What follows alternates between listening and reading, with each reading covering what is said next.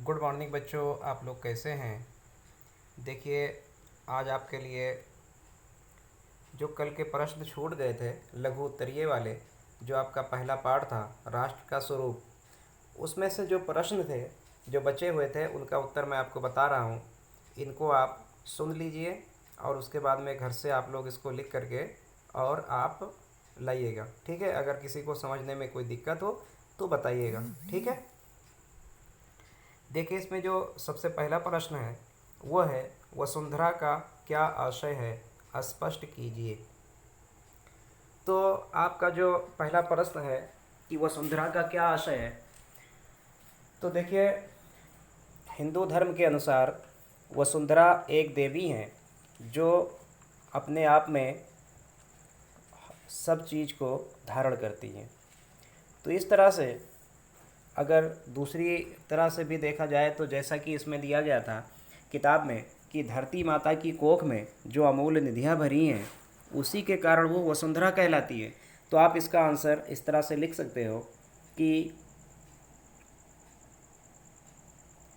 धरती माता की कोख में अमूल्य निधियाँ भरी पड़ी हैं, इसी के कारण वो वसुंधरा कहलाती है। दूसरा प्रश्न है, भूमि माता है, मैं उसका पुत्र हूँ, पठित पाठ के आधार पर अपने विचार प्रकट कीजिए। अथवा भूमि माता है और मैं इसका पुत्र हूँ, इस कथन की व्याख्या कीजिए। तो इस कथन की जब आप व्याख्या करेंगे तो थोड़ा सा डीप में लिखिएगा और गहराई को महसूस करते हुए आप इसको लिखिएगा। तो इसमें लिखा हुआ है कि आप इसको कहेंगे कि राष्ट्र के 3 अंग हैं, उनमें से एक भूमि है और जो दूसरा अंग उसका है वो जन अर्थात मानव है। तो जब हम भूमि को अपनी माता मान लेते हैं तो हम उसके पुत्र अपने आप ही हो जाते हैं। और जिस प्रकार किसी माता का ये धर्म होता है कि वो अपने पुत्र पुत्र की सेवा ले, और हर एक पुत्र का ये कर्तव्य होता है कि वो अपने माता की सेवा करे और उसकी देखभाल करे, उस पे आने वाली जो भी दिक्कतें हैं उनको दूर करने का प्रयास करे। तो उसी तरह से जब हम इस पृथ्वी को अपनी माता मान लेते हैं तो हमारा ये कर्तव्य बन जाता है कि इस पृथ्वी में जितनी भी चीज़ें हैं उनके बारे में हम जानें, उनको जानने का प्रयास करें और उसमें अगर कोई कमी आती है तो उसको दूर करने का प्रयास करें, जिसके कारण जिसके बाद ये पृथ्वी साफ़ सुथरा हो सके और प्रदूषण वगैरह से मुक्त रहे। यही इसकी व्याख्या है। देखिए, तीसरा प्रश्न है कि भारतीय संस्कृति की विशेषताएं बताइए। तो देखिए, भारतीय संस्कृति की बात करें तो राष्ट्र का जो तीसरा अंग है वो है संस्कृति। और ये जो संस्कृति है इसकी विशेषता ये है कि जब से हड़प्पा सभ्यता आई है तो उस हड़प्पा सभ्यता से लेकर के और आज तक इस संस्कृति ने अपने आप को बनाए रखने में बहुत प्रयास किया है। ना जाने कितनी तरह की विनाश आए, बीमारियां आई, महामारियां आई, लेकिन फिर भी यहाँ पर संस्कृति बसी ही रही है।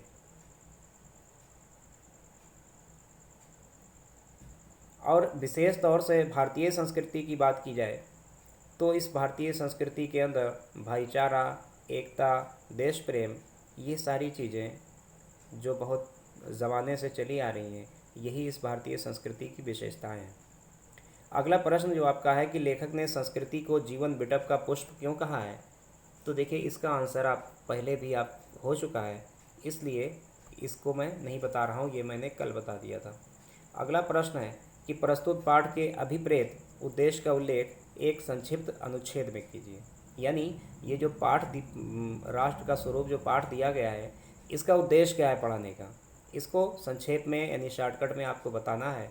तो इसको आप लिखिएगा कि इस पाठ का उद्देश्य हमें इस राष्ट्र के 3 अंग अर्थात भूमि, मानव और संस्कृति के बारे में जागरूक करना है। और हमें ये बताना है कि हम अगर अपने राष्ट्र की उन्नति चाहते हैं तो हमें इन तीनों चीज़ों का ध्यान रखना चाहिए और इन तीनों चीज़ों के बारे में हर तरह की जानकारी रखनी चाहिए और भूमि को एक माता की तरह मानना चाहिए, ताकि हम इस भूमि को प्रदूषण मुक्त रख सकें, जिससे हमारा देश आगे बढ़ सके और उन्नति कर सके। अगला क्वेश्चन है कि राष्ट्र के स्वरूप निर्माण में जन के महत्व पर प्रकाश डालिए।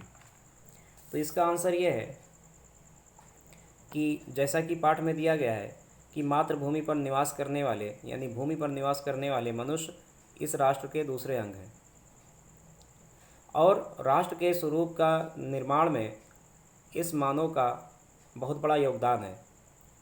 हम कल्पना भी नहीं कर सकते कि बिना मानव के राष्ट्र का निर्माण हो सकता है, क्योंकि चाहे भूमि हो चाहे संस्कृति हो, ये दो की दोनों चीज़ें मानव के बगैर अधूरी हैं, क्योंकि जब तक मानव नहीं होगा तब तक उसकी संस्कृति नहीं हो सकती।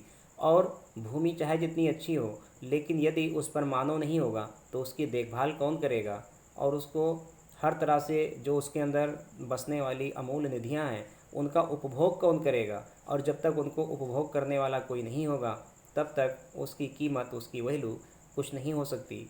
तो इस तरह से राष्ट्र के स्वरूप निर्माण में जन का बहुत बड़ा महत्व है, क्योंकि वो भूमि में बसने वाली सारी चीज़ों को उपभोग करता है और उसी के आधार पर राष्ट्र की उन्नति होती जाती है और राष्ट्र का निर्माण होता जाता है। अगला क्वेश्चन है कि राष्ट्र का स्वरूप किस प्रकार निश्चित होता है, या फिर राष्ट्र को निर्मित करने वाले तत्वों का वर्णन अथवा राष्ट्र को निर्मित करने वाले तत्वों का उल्लेख कीजिए। तो राष्ट्र का स्वरूप तीन चीज़ों से निश्चित होता है। पहला भूमि, दूसरा इस पर बसने वाला मानव, और तीसरा उसकी संस्कृति।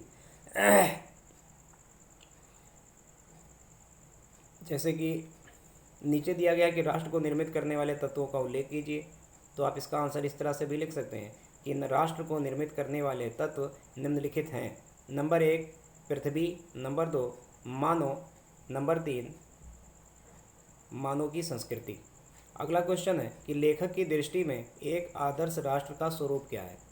तो इसका आंसर लिखेंगे कि एक आदर्श राष्ट्र का स्वरूप वो होता है जिसमें पृथ्वी, उस पर बसने वाला मानव और उसकी संस्कृति, इन तीनों के बीच में आपसी समन्वय स्थापित रहे, और पृथ्वी पर बसने वाला मानव अपने आप को इस पृथ्वी का पुत्र माने और इस पृथ्वी को अपनी माता माने, और माता मान करके माता की तरह ही उसकी देखभाल करे और हर तरह से उसको स्वस्थ बनाए रखने के लिए योगदान दें। साथ में ये भी बताया गया है कि अगर कोई ये कहे कि मैं अपने राष्ट्र से प्रेम करता हूँ, लेकिन वो इस भूमि के बारे में अच्छी तरह से, इसके अंदर अमूल्य निधियाँ जो भरी हैं उनके बारे में, उनके जानने के बारे में जागरूक नहीं है, तो वास्तव में उसके अंदर राष्ट्र का प्रेम नहीं है। तो एक आदर्श राष्ट्र वही हो सकता है जिसमें भूमि पर बसने वाला मानव जो है वो अपने आप को इस भूमि का पुत्र माने और इस भूमि को माता माने, तभी कोई भी राष्ट्र उन्नति की ओर बढ़ सकता है। तो इस तरह से इसके आंसर हो गए। अगर आपको कोई प्रश्न समझने में, किसी के उत्तर को समझने में दिक्कत हुई हो तो आप जो है वो बताइएगा और आप फिर से